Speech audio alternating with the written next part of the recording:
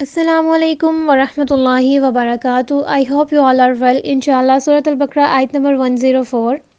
یا ایھا الذین آمنو، اے لوگو جو ایمان لائے ہو، لا تقولوا رائنا، تم رائنا نہ کہو، وقولوا انظرنا، اور کہو انظرنا، واسمعوا، اور سنو، وللکافرین عذاب علیم، کافروں کے لیے دردناک عذاب ہے.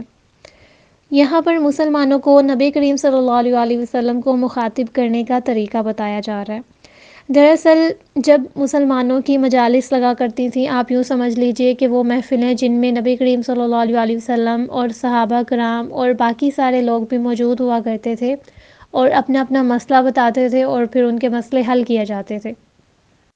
تو وہاں مجلس میں بیٹھے ہوئے صحابہ کرام یا پھر دوسرے لوگ جب نبی کریم صلی اللہ علیہ وسلم کو مخاطب کرتے تو ان سے کہتے تھے رائنا.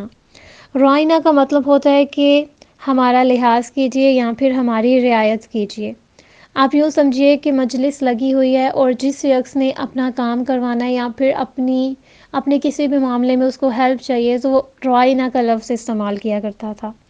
لیکن یہود جنہوں نے نبی کریم صلی اللہ علیہ وسلم کی ساکھ کو نقصان پہنچانے کا کوئی موقع ہاتھ سے نہیں جانے دیا، وہ ہر وقت یہ سوچتے تھے کہ کس طرح سے نبی کریم صلی اللہ علیہ وسلم کو ہم نقصان پہنچا سکتے ہیں یا پھر ان کی نعوذ باللہ ہم بے عزتی کر سکتے ہیں یا پھر کچھ بھی. ہم سب جانتے ہیں کہ انہوں نے نبی کریم صلی اللہ علیہ وسلم کو تکلیف پہنچانے کا کوئی موقع ہاتھ سے نہیں جانے دیا، یہاں تک کہ ان کو قتل کرنے کا انہوں نے پلان تک بنایا. جب بھی وہ مجلس میں آتے یا پھر کہیں بھی وہ نبی کریم صلی اللہ علیہ وسلم سے بات کرتے تو وہ اس طرح سے بات کرتے تھے کہ کسی نہ کسی طرح سے نبی کریم صلی اللہ علیہ وسلم سے جو بات کہی جا رہی ہے اس کا مطلب جو ہے وہ الٹ ہو جائے. آپ سب کو یاد ہوگا کہ ہم نے پیچھے والی آیات میں بھی پڑھا تھا کہ کس طرح سے حتتن کے لفظ کو انہوں نے ہنتتن بنا دیا تھا. اور اسی طرح رائنا کے لفظ کو وہ کہتے تھے رائینا، یعنی رائنا کو اگر دبا کے بولیں تو وہ بنتا ہے رائینا. رائنا کا مطلب تھا کہ ہماری بات سنیے یا پھر ہمارا لحاظ کیجیے، ہماری رعایت کیجیے. تو انہوں نے جب اس کو رائینا بنا دیا تو اس کا پورا مطلب ہی چینج ہو گیا اور اس کا مطلب بنتا ہے احمق. تو نعوذ باللہ یہ جب نبی کریم صلی اللہ علیہ وسلم کو بلاتے تو کہتے ہیں رائنا کے بجائے رائینا. تو اللہ سبحانہ و تعالیٰ کو تو پتہ ہے نا کہ وہ کس طرح سے کس لفظ کو بولتے ہیں، چاہے عام لوگوں کو نہیں پتہ چلا، چاہے نبی کریم صلی اللہ علیہ وسلم نے اس پر توجہ نہیں فرمائی، لیکن اللہ سبحانہ و تعالیٰ بہتر جانتے ہیں کہ کون کس طرح سے بلا رہا ہے. تو اللہ سبحانہ و تعالیٰ ادھر ایمان والوں کو مخاطب کر کے کہتے ہیں. آپ انداز چیک کریں کہ اللہ سبحانہ و تعالیٰ نے ڈائریکٹ یہ نہیں کہا کہ یہود اس طرح سے بات کرتے ہیں اور یہودیوں نے اس کا مطلب چینج کیا، بلکہ اللہ سبحانہ و تعالیٰ نے ایمان والوں سے کہا ہے کہ آپ لا تقولوا رائنا، رائنا نہیں کہنا. حالانکہ یہود نے مطلب چینج کیا، ایمان والوں نے تو نہیں کیا، صحابہ نے نہیں کیا. لیکن یہاں پر ہمارے لیے بیسٹ اگزامپل ہے کہ اپنے گھر کو سب سے پہلے ہم نے دیکھنا ہے. لوگوں کی اصلاح کرنے سے پہلے ہم نے اپنے آپ کو ٹھیک کرنا ہے. اللہ تعالیٰ ایمان والوں سے کہہ رہے ہیں لا تقولوا رائنا، یعنی تم رائنا کہنا چھوڑ دو اور کیا کہو انظرنا، کہ ہماری طرف نظر کرم کیجئے، ہماری طرف دیکھیے. اللہ سبحانہ و تعالیٰ نے کتنی خوبصورتی سے مسئلے کو حل کیا. اگر یہود کو ڈائریکٹ کہتے تھے تو کوئی بات نہیں تھی، ان کے پہلے بھی بہت سارے راز فاش ہوتے رہے، لیکن بغیر کسی تنقید کے، بغیر کسی لڑائی جھگڑے کے، بغیر کسی مشکل کے اللہ سبحانہ و تعالیٰ صحابہ سے کہتے ہیں کہ آپ لفظ ہی بدل دیجئے، آپ رائنا کی بجائے انظرنا کہا کریں کہ اے نبی ہماری طرف نظر کرم کیجئے، ہماری بات سنیے، ہمارا مسئلہ حل کیجئے. اور اس طرح جب مومن لوگ آپ صلی اللہ علیہ وسلم کو رائنا کہنا چھوڑ دیں گے، حالانکہ ان کا مطلب غلط نہیں ہوتا تھا، تو پھر یہود کس صورت میں رائینا آ کر کہتے؟ وہ کہہ ہی نہیں سکتے تھے. جب ان کو پتا تھا کہ لفظ ہی چینج ہو گیا تو وہ پھر انظرنا کے بجائے کچھ اور نہیں کہہ سکتے تھے، کیونکہ اس سے ان کا بغض واضح ہو جاتا سب کے سامنے. اللہ سبحانہ و تعالیٰ سورہ نساء آیت نمبر 46 میں فرماتے ہیں ان لوگوں میں سے جو یہودی ہوئے وہ باتوں کو ان کی جگہ سے پھیر دیتے ہیں اور کہتے ہیں سمیعنا ہم نے سنا اور عصینا ہم نے نافرمانی کر لی، واسمع اور تم سنو، غیر مسمع کہ تمہیں نہ سنایا جائے، اور رائنا ہماری رعایت کرو، اپنی زبانوں کو موڑتے ہوئے کہتے ہیں اور وہ دین میں طعن کرتے ہیں.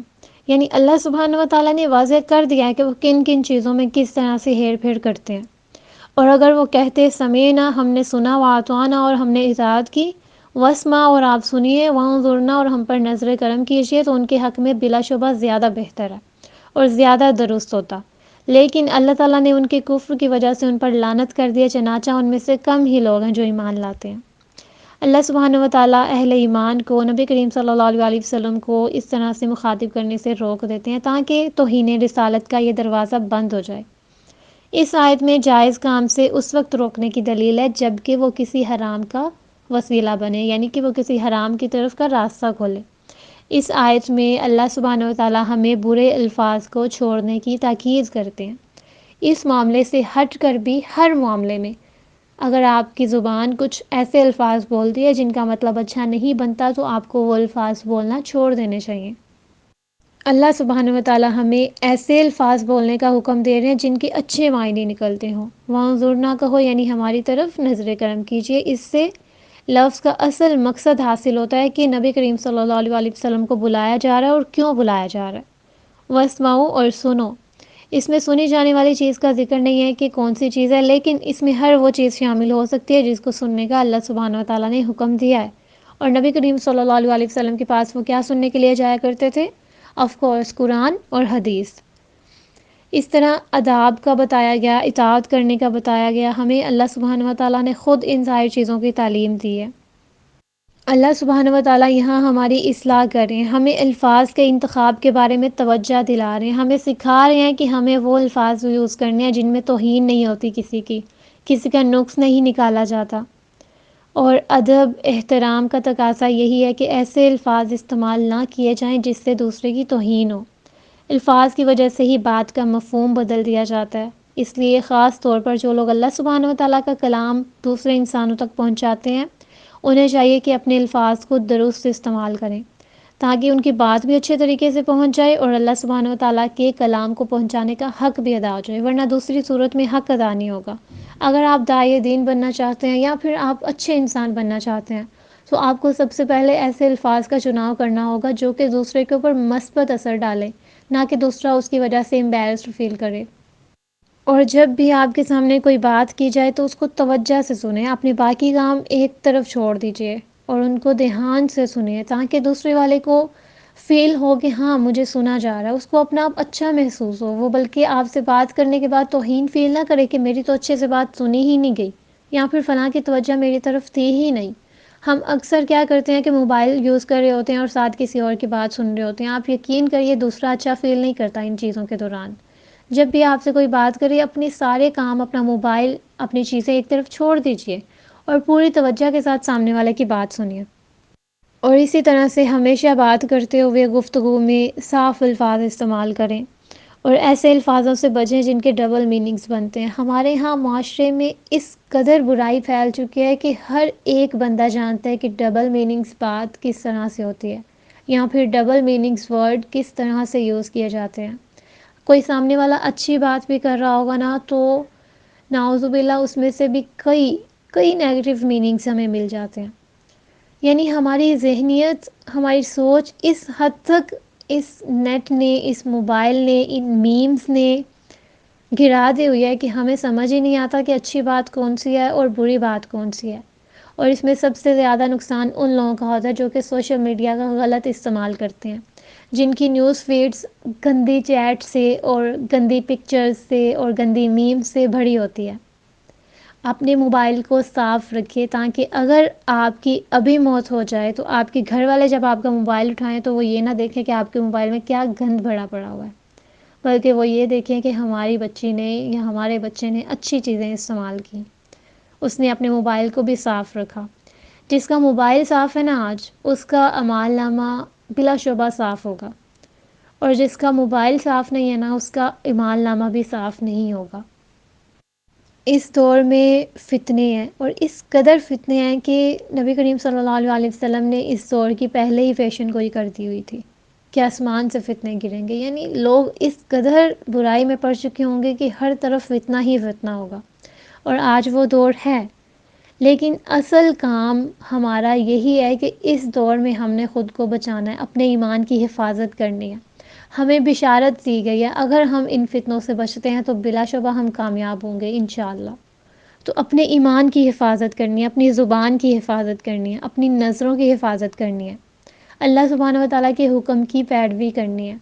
اور اس دور میں اللہ سبحانہ و تعالیٰ کے حکم کی پیروی کرنے کا اجر و ثواب صحابہ کے دور سے زیادہ ہے، کیونکہ اس دور میں اس قدر فتنے نہیں تھے، اور جس طرح کا انسان کو ماحول ملے گا، جس قدر اس کے لیے مشکلات ہوں گی، اس کا اجر اسی حساب سے بڑھا دیا جاتا ہے۔ اللہ سبحانہ و تعالیٰ جانتے ہیں ہمارا نفس ہم پہ حاوی ہو جاتا ہے، ہم برائیاں کرتے ہیں، ہم گناہوں میں پڑ جاتے ہیں، لیکن اللہ سبحانہ و تعالیٰ کو توابین پسند ہے، اللہ تعالیٰ کو توبہ کرنے والے پسند ہیں۔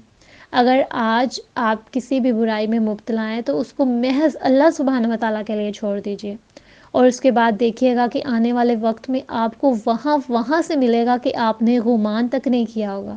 انسان کی سوچ وہاں تک نہیں جا سکتے جہاں تک اللہ سبحانہ و تعالیٰ اس کو دیتے ہیں، اس کو نوازتے ہیں۔ اگر آج آپ کا موبائل صاف نہیں ہے تو اس کو صاف کریے، اگر ایسی ایپس ہیں جو کہ گند پھیلاتی ہیں آپ ان کو صاف کریے۔ اور جہاں تک میں جانتی ہوں، ہم بہت سارے لوگ ایسے ہیں جو کہ ٹک ٹاک کا استعمال کرتے ہیں، اور ٹک ٹاک میں آئی تھنک سو 90% تو گندا کانٹینٹ ہے، اور اس کے بعد جو 10% ہے شاید وہ صاف ہو، شاید، لیکن آپ کو اس 10% تک جانے کے لیے بھی پہلے وہ 90% گند دیکھنا پڑتا ہے، اس کے بعد آپ اس چیز کو دیکھتے ہیں جا کے۔ تو اس لیے اچھی چیزوں کا استعمال کریے، اچھی ایپس کا استعمال کریے جو کہ آپ کے ذہنوں کو، آپ کی نگاہوں کو صاف رکھ سکیں۔ جزاکم اللہ خیرا۔